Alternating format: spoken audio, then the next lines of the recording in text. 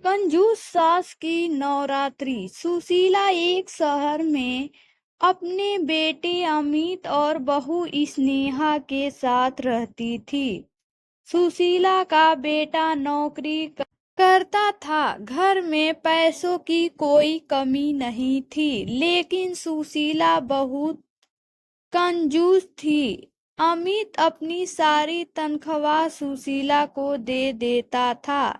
एक दिन स्नेहा सुशीला से बात करती है। स्नेहा, माजी नवरात्रि का व्रत है, आप कुछ फल मंगा दीजिए। सुशीला, बहू, अगर तुझसे भूखा नहीं रहा जाता तो व्रत का ढोंग क्यों करती है? पता है मेरा बेटा कितनी मेहनत से पैसा कमाता है। तुझे व्रत में भी फल खाने हैं। फल पता है कितने महंगे हैं। स्नेहा, लेकिन माजी, फलाहार तो सभी करते हैं व्रत में। सुशीला, मैं कुछ नहीं मांगने वाली, इससे तो अच्छा है तू कल का बचा खाना खा ले। स्नेहा चुपचाप अपने कमरे में चली जाती है। शाम को स्नेहा अमित को सारी बात बताती है। अमित, माँ तुम भी कमाल करती हो, थोड़े से फल मंगा लेती तो क्या हो जाता। आखिर हमारे पास पैसे की कमी नहीं है, फिर भी तुम हमेशा कंजूसी में लगी रहती हो। सुशीला, मैं ही घर छोड़कर चली जाती हूँ, फिर तुम दोनों पैसे लुटाते रहना। यह कहकर सुशीला घर छोड़कर चल देती है। स्नेहा, माजी रुक जाइए, आप जैसे चाहे वैसे खर्च कीजिए। अमित, माँ तुम तो बेकार गुस्सा हो रही हो, मैंने तुम्हें घर से जाने के लिए तो नहीं कहा था। सुशीला, ठीक है, लेकिन इस घर में सब कुछ मेरे हिसाब से चलेगा। 2 दिन बाद स्नेहा सुशीला के पास आती है। स्नेहा, माजी कल नवमी है, हमें कन्या पूजन करना है, आप मुझे कुछ पैसे दे दीजिए, मैं बाजार से प्रसाद बनाने का सामान ले आती हूँ। सुशीला, बहू, कन्याओं को खाना खिलाने से क्या होगा? एक काम कर, तू कन्याओं को पूजन करके 2-2 रुपए दे देना। बच्चे हैं, उन्हें बहलाना कौन सा मुश्किल काम है। स्नेहा सुशीला से बहस न करके चुपचाप अपने पैसों से सारा सामान ले आती है। अगले दिन अमित की भी छुट्टी थी। स्नेहा सुबह से ही रसोई में प्रसाद तैयार कर देती है।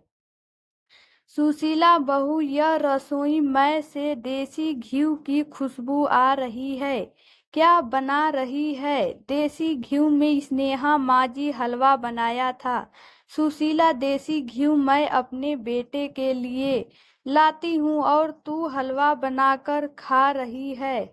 स्नेहा, नहीं माजी, कन्या पूजन के लिए बनाया है, अभी पूजा करके कन्याओं को खाना खिलाना है। सुशीला, मैंने तुझे मना किया था, फिर भी तू सामान ले आई। स्नेहा, माजी, मैं अपने पैसों से लाई हूँ, आप चिंता न करें। सुशीला, ठीक है, लेकिन खान मैं खिलाऊंगी कन्याओं को, तू तो सारा खाना खत्म कर देगी। अमित और स्नेहा सुशीला की बात सुनकर बहुत दुखी होते हैं।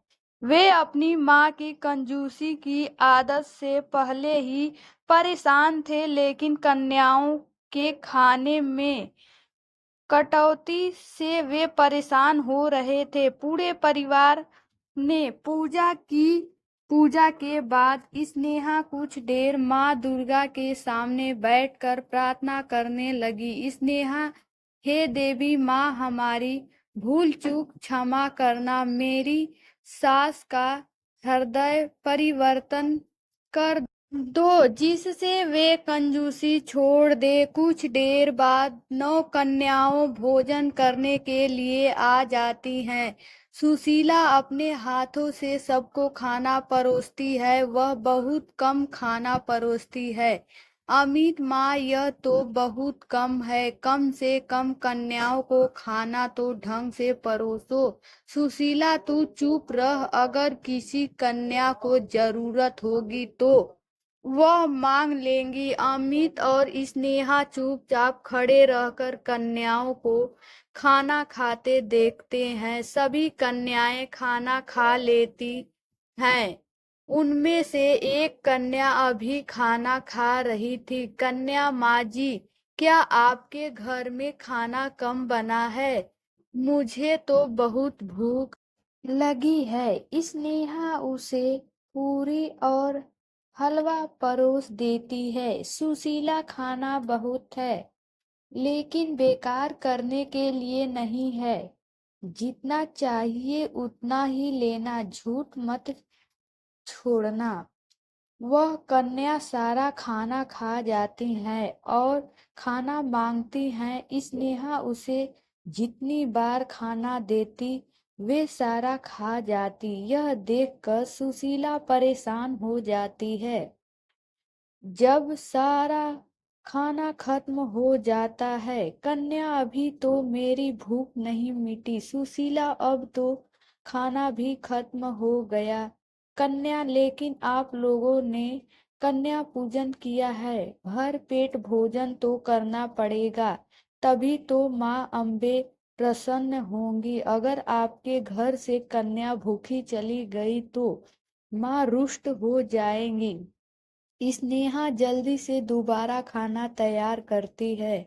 सुशीला, बहू, मैं तुझे इसलिए मना किया था कन्याओं को खाना खिलाने के लिए, अब तो लगता है